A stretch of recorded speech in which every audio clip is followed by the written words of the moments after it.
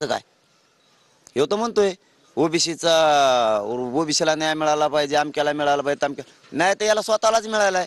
म्हणजे कुजबूज अशी आहे आता ग्रामीण भागात सध्या की ह्यो राजकारणी माणूस आहे आणि ह्यो आपल्या गोरगरीब धनगर बांधवांचा, गोरगरीब ओबीसी बांधवाचा वापर करून ह्यो राजकारणाचा फायदा उचलायला लागलाय. आणि जर सामान्याच्या हे लक्षात आलं तर सरकारच्या लक्षात आहे ना का? सरकारच्या लक्षात येत नाही का की याचं ऐकायचं नाही आणि याचं ऐकून जर तुम्ही मराठ्यावर अन्याय केला, सगळ्या 6 कोटी मराठ्यांची नाराजी ओढून घ्यायला लागणार तुम्हाला. आम्ही 24 डिसेंबर परतच्या नंतर ऐकत नाहीत, काय करायचंय? आम्ही नाही ऐकत. मुनरत्न सदावर्ते असं म्हटलेत की छगन भुजबळ माळी आहेत आणि त्यांना हिनवलं जातंय, वेड्याच्या इस्पितळात न्या अशा तुमच्याकडून भाषणामधून टिप्पणी होते, डोळ्यात माती गेली का? पुढं घे ते काय काय सगळ्यांना माहिती काय कामाचं आहे ते. पुढचं घे त्याच्यावर नको, ते सगळ्या दुनियाला माहिती काय आहे. प्रकाश आंबेडकर असं म्हणालेत की जरांगे पाटील यांच्या प्रश्नावर आणि लढ्यावर माझ्याकडे सोल्युशन आहे, मात्र हे सोल्युशन चोरासमोर मांडलं तर ते त्याचं खोबरं करून टाकतील. कोण म्हणलं? सांगतील ते आम्हाला, सांगतील, आमची ऐकायची त्यांच्याबद्दल तयारी, बाकीच्यांबद्दल नाही.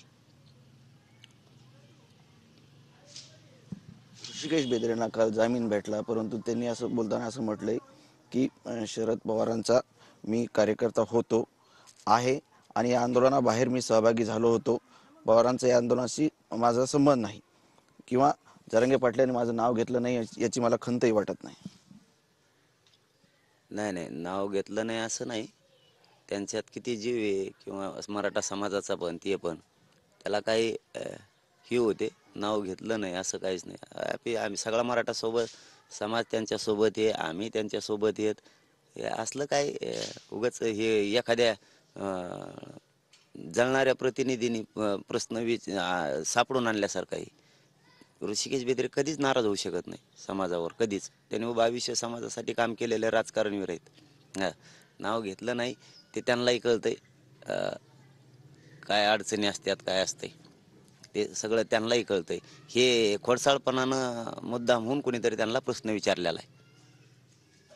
बीडचे एसपी बोलत होते थोड्या वेळापूर्वी 400 लोकांची यादी तयार केलेली आहे आणि आतापर्यंत 278 आरोपींना अटक केलेली आहे अशी माहिती त्यांनी दिली.